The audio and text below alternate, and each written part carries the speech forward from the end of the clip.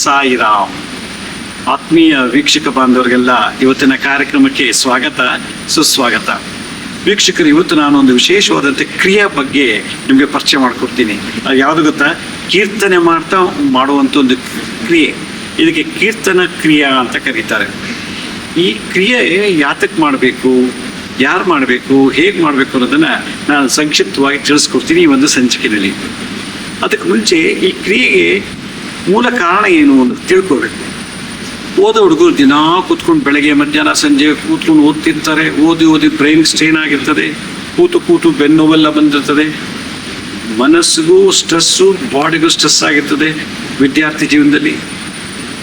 ಕೆಲವರು ವ್ಯಾಪಾರ ಮಾಡ್ತಿರ್ತಾರೆ, ಅಂಗಡಿನಲ್ಲಿ ಒಂದೇ ಕಡೆ ಕೂತಿರ್ತಾರೆ. ಗಿರಾಕಿಗಳು ಬರ್ತಾರೆ, ಅವ್ರು ಹೇಳೋ ಪ್ರಶ್ನೆಗೆ ಅವ್ರು ಕೇಳೋ ಪದಾರ್ಥ ಕೊಡೋದು, ಅವ್ರ ಬಗ್ಗೆ ಮಾತಾಡೋದು. ಮಾತಾಡಿ ತಲೆಗೆ ಬ್ರೈನ್ಗೆ ತುಂಬ ಸ್ಟ್ರೆಸ್ ಆಗಿರ್ತದೆ. ಕೂತು ಬಾಡಿಗೆ ಸ್ಟ್ರೆಸ್ ಆಗಿರ್ತದೆ. ಲೆಕ್ಚರರ್ಸು, ಮೇಸ್ಟ್ರುಗಳು ಸ್ಕೂಲಲ್ಲಿ ನಿಂತ್ಕೊಂಡು ಪಾಠ ಮಾಡ್ತಿರ್ತಾರೆ. ನಿಂತು ಕಾಲು ನೋವು, ಬ್ರೈನ್ಗೆ ಸ್ಟ್ರೆಸ್ ಆಗಿರ್ತದೆ. ಚಿನ್ನ ಬೆಳ್ಳಿ ವ್ಯಾಪಾರ ಮಾಡೋರು, ಒಡವೆಗಳನ್ನ ತಯಾರಿ ಮಾಡೋರು, ಅವರು ಕೂಡ ಗಂಟೆಗಟ್ಟಲೆ ಕೂತಿರ್ತಾರೆ. ಕೆಲಸ ಮಾಡ್ತಾ ಬಾಡಿಗೂ ಮೈಂಡ್ಗೂ ತುಂಬ ಸ್ಟ್ರೆಸ್ ಆಗಿರ್ತದೆ. ಹಾಗೆ ಈಗ ಉದಾಹರಣೆಗೆ ಬಸ್ ಹೋಗ್ತಿರ್ತೀವಿ, ಡ್ರೈವರು ಕಂಟಿನ್ಯೂಸ್ ಆಗಿ ಬೆಂಗಳೂರು ಬಿಟ್ಟು ಬೆಳಗಾವಿ, ರಾಯಚೂರಿಗೆಲ್ಲ ಕಂಟಿನ್ಯೂಸ್ ಆಗಿ ಕೂತ್ಕೊಂಡು ಓಡಿಸ್ತಿರ್ತಾರೆ. ಕಂಡಕ್ಟ್ರು ಅಷ್ಟೇ ನಿಂತಿರ್ತಾರೆ. ಹೀಗೆ ನಮಗೆ ವಾಕ್ ಮಾಡಿ ಸುಸ್ತಾಗಿರ್ತೀವಿ. ಮಾತಾಡಿ ಸುಸ್ತಾಗಿರ್ತೀವಿ. ನೋಡಿ ಇನ್ನೂ ಸುಸ್ತಾಗಿರ್ತೀವಿ. ಕೇಳಿ ಬೇಜಾರಾಗ್ಬಿಟ್ಟು ಮನಸ್ಸಿಗೆ ಭಾಳ ಸ್ಟ್ರೈನ್ ಆಗಿರ್ತದೆ. ಹೀಗಾಗಿ ಮನಸ್ಸಿಗೂ ದೇಹಕ್ಕೂ ಸ್ಟ್ರೈನ್ ಆಗುತ್ತದೆ. ದೇಹಕ್ಕೆ ಸ್ಟ್ರೈನ್ ಆದರೆ ನಮ್ಮ ನರಗಳು ತುಂಬ ಡೌನ್ ಆಗಿಬಿಡ್ತದೆ, ನರಗಳು ವೀಕ್ ಆಗುತ್ತದೆ.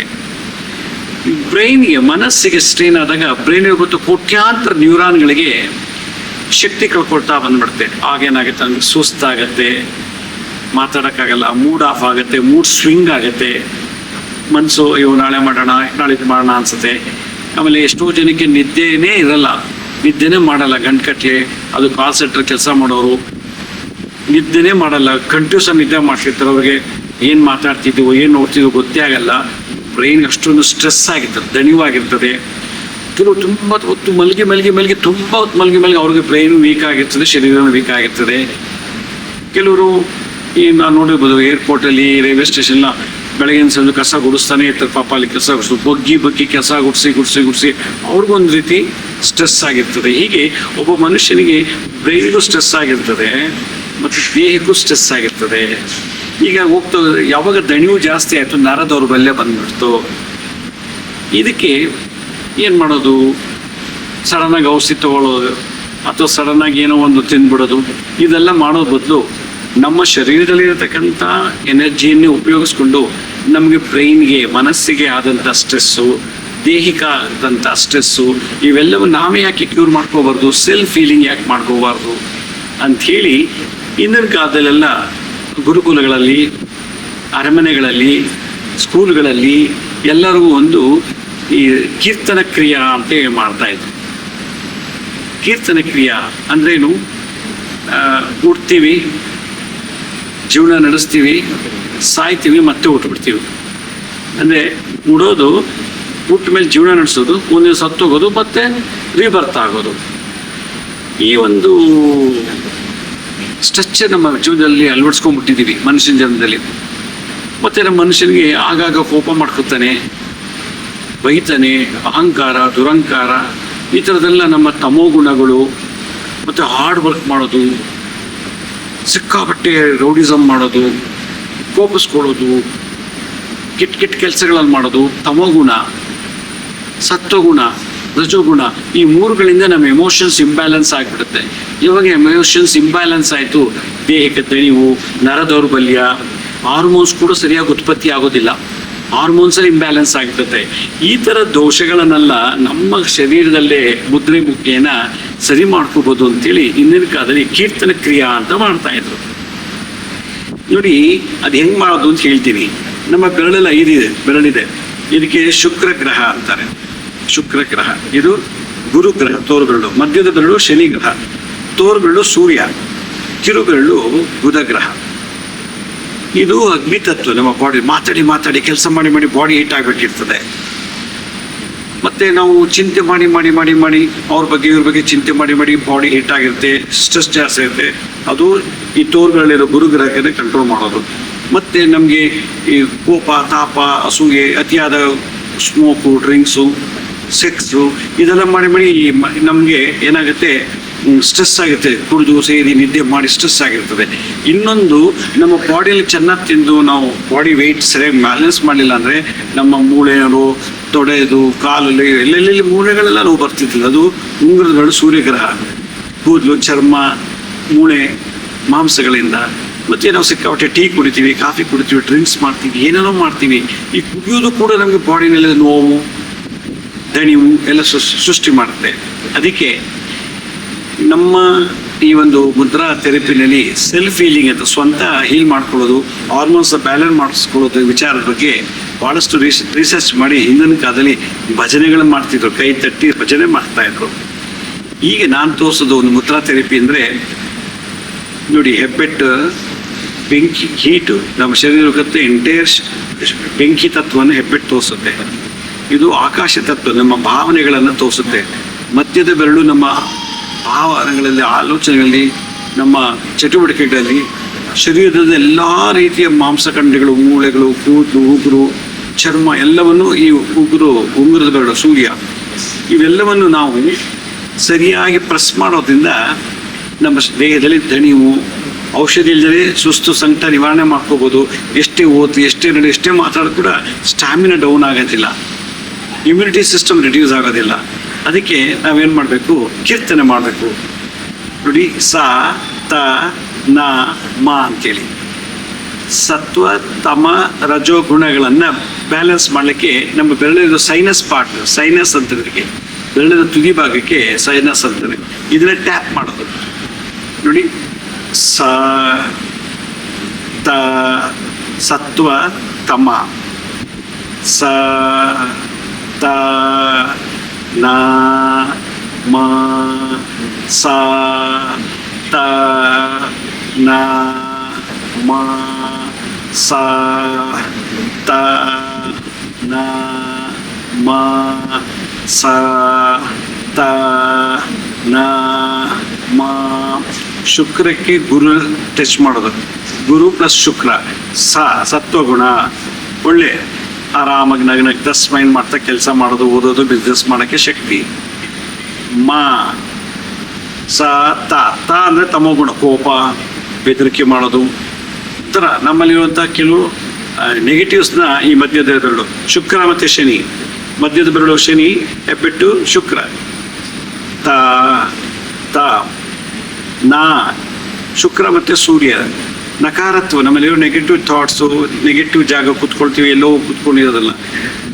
ಮ, ಎಲ್ಲ ನಮ್ಮಲ್ಲಿರೋ ಭಾವನೆಗಳೆಲ್ಲ ಬ್ಯಾಲೆನ್ಸ್ ಮಾಡೋಕ್ಕೆ. ಅದರಿಂದ ಸ, ತ, ನ, ಮ, ಸ, ತ, ನ, ಮ, ಸ, ತ, ನ, ಮ, ಸ, ತ, ನ, ಮ. ಜಸ್ಟ್ ಬೆರಳಿನ ಮೇಲೆ ಟಚ್ ಮಾಡೋದು, ಟ್ಯಾಪಿಂಗ್ ಮಾಡೋದು.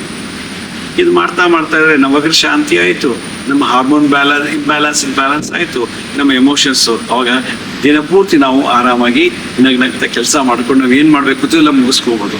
ಆದರೆ ನಮ್ಮಲ್ಲಿರೋ ಚೈತನ್ಯ ಶಕ್ತಿಯನ್ನೇ ನಾವು ಅದನ್ನು ಹೀಲ್ ಮಾಡೋಕ್ಕೆ ಯೂಸ್ ಮಾಡೋದು. ಯಾವಾಗ ನಾವು ಒಂದು ಮೇಲೆ ಒಂದು ಟಚ್ ಮಾಡಿ ಟ್ಯಾಪ್ ಮಾಡ್ತೀವೋ, ಶಬ್ದ ಮಾಡ್ತೀವೋ, ಇದಕ್ಕೆ ಮೆಕ್ಯಾನಿಕಲ್ ಎನರ್ಜಿ ಅಂತಾರೆ. ಈ ಮೆಕ್ಯಾನಿಕಲ್ ಎನರ್ಜಿ ನಮ್ಮ ಶರೀರದಲ್ಲಿರ್ತಕ್ಕಂಥ ಎಲೆಕ್ಟ್ರಿಕ್ ಎನರ್ಜಿ ಮತ್ತು ಎಲೆಕ್ಟ್ರೋಮೆಕ್ಯಾನಿಕಲ್ ಎನರ್ಜಿ ಎಲ್ಲವನ್ನೂ ಸೇರಿಸಿ ನಮಗೆ ಮೂಡು, ಅಂದರೆ ಮನಸ್ಸಿನಲ್ಲಿ ಶಾಂತಿ, ಸಹನೆಯನ್ನು ಸೃಷ್ಟಿ ಮಾಡುತ್ತೆ, ಉತ್ಸಾಹ, ಝೀಲ್ ಸೃಷ್ಟಿ ಮಾಡುತ್ತೆ. ಶರೀರದಕ್ಕಂಥ ನರ್ವ್ ಸಿಸ್ಟಮ್ಸಲ್ಲಿ ನರ ದೌರ್ಬಲ್ಯಗಳನ್ನು ನಿವಾರಣೆ ಮಾಡುತ್ತೆ. ಅದಕ್ಕೆ ಕೂತಾಗ ನಿಂತಾಗ ಸ, ತ, ನ, ಮ, ಸ, ತ, ನ, ಮ, ಸ, ತ, ನ, ಮ, ಸ, ತ, ನ, ಮ. ಇದು ಹೇಳಬೇಕು. ಇದಕ್ಕೆ ಒಂದು ತಂತ್ರ ಇದೆ. ಏನು? ಜೋರಿಗೆ ಹೇಳೋದು. ಸ, ತ, ನ, ಮ, ಸ, ತ, ನ, ಮ, ಸ, ತ, ನ, ಮ ಅಂತ. ಒಂದು 5 ನಿಮಿಷ ಜೋರಾಗಿ ಹೇಳೋದು, ಇನ್ನೊಂದು 5 ನಿಮಿಷ ಬರೀ ಜೋರಾಗಿ ಹೇಳೋ ಬದಲು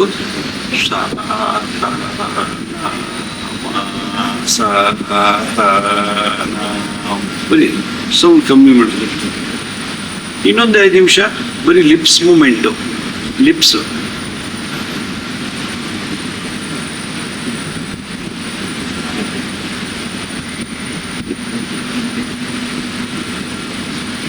ಬರೀ ಲಿಪ್ಸ್ ಮೂಮೆಂಟು.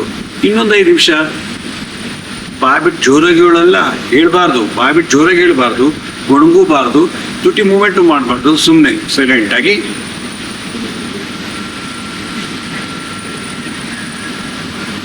ಮನಸ್ಸಲ್ಲಿ ನಾಮ ಹೇಳ್ತಾ ಇರ್ಬೇಕು. ತುಟಿಗಳು ಅಲ್ಲಾಡಬಾರ್ದು, ಒಣಗಬಾರ್ದು, ಜೋರಾಗಿ ಹೇಳ್ಬಾರ್ದು. ಇದು ಮಾಡ್ತಾ ಮಾಡ್ತಾ ಮಾಡ್ತಾ ಎಂಥ ವಿಚಿತ್ರವಾದಂಥ ಪವಾಡ ಆಗುತ್ತೆ ಅಂದರೆ ದಡ್ಡನು ಕೂಡ ಬುದ್ಧಿವಂತಿ ಆಗ್ಬಿಡ್ತಾರೆ, ದಡ್ಡನು ಕೂಡ ಬುದ್ಧಿವಂತನಾಗ್ಬಿಡ್ತಾರೆ. ಅಷ್ಟು ಪವರ್ ಇದೆ ಈ ನಮ್ಮ ಸೈನಸ್ ಟ್ಯಾಪ್ ಮಾಡೋದ್ರಿಂದ. ಇದಕ್ಕೆ ಹುಟ್ಟು, ಜೀವನ, ಮರಣ, ಪುನರ್ಜನ್ಮ ಅಂತಾರೆ ಹೇಳ್ತಾರೆ ಈ ಸ್ಪಿರಿಚುಯಾಲಿಟಿ. ಉಡೋದು, ಜೀವನ ನಡೆಸೋದು, ಸಾಯೋದು, ಪುನರ್ಜನ್ಮ ತಗೊಳ್ಳೋದು. ಲೈಫು ಇದು ಫಸ್ಟು ಬರ್ತ್, ಇದು ಲೈಫು, ಇದು ಡೆತ್ತು, ಇದು ರೀಬರ್ತು. ಹೀಗೆ 2 ಹಸ್ತದಲ್ಲೂ ಇದು ಮಾಡ್ತಾರೆ.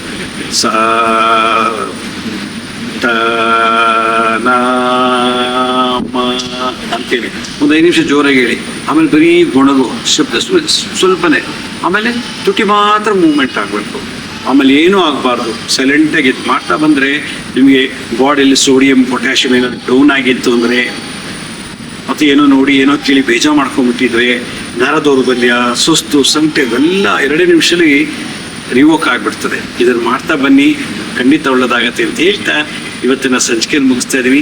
ವೀಕ್ಷಕರೇ, ನಮ್ಮ ಹಳೆ ಸಂಚಿಕೆ ಯಾರು ನೋಡೋಕ್ಕಾಗಿಲ್ವೋ ಅವರು ನಮ್ಮ ಶಿರಡಿ ಸಾಯಿ ಭಿಕ್ಷಾ ಕೇಂದ್ರ ಮತ್ತು ಹೆಲ್ತ್ ಸೈನ್ಸ್ ಅಂತ ಇರೋ ಯೂಟ್ಯೂಬ್ ಚಾನಲ್ ಇದೆ. ಇದ್ರ ಜೊತೆ SSVK ಜ್ಞಾನೋದಯ ಅಂತ ಒಂದು ಮ್ಯೂಸಿಕ್ ಚಾನಲ್ ಇದೆ. ಮೂಲಕ ಸಬ್ಸ್ಕ್ರೈಬ್ ಮಾಡ್ಕೊಳ್ಳಿ, ಪಕ್ಕದ ಬೆಲ್ ಬಟನ್ ಪ್ರೆಸ್ ಮಾಡಿ, ನೋಡೋದ್ರ ಲೈಕಿನ ಬಟನ್ ಪ್ರೆಸ್ ಮಾಡಿ. ಆಮೇಲೆ ನೀವು ನೋಡಿದಂಥ ಲಿಂಕನ್ನು ನಿಮ್ಮ ಬಂಧು ಮಿತ್ರರಿಗೆ ವಾಟ್ಸಪ್ ಮುಖಾಂತರ ಇಮೇಲ್ ಮುಖಾಂತರ ಶೇರ್ ಮಾಡಿ, ಅವ್ರಿಗೂ ಒಳ್ಳೇದಾಗಲಿ, ಅವರು ನೋಡಿ ತೃಪ್ತಿ ಪಡಲಿ.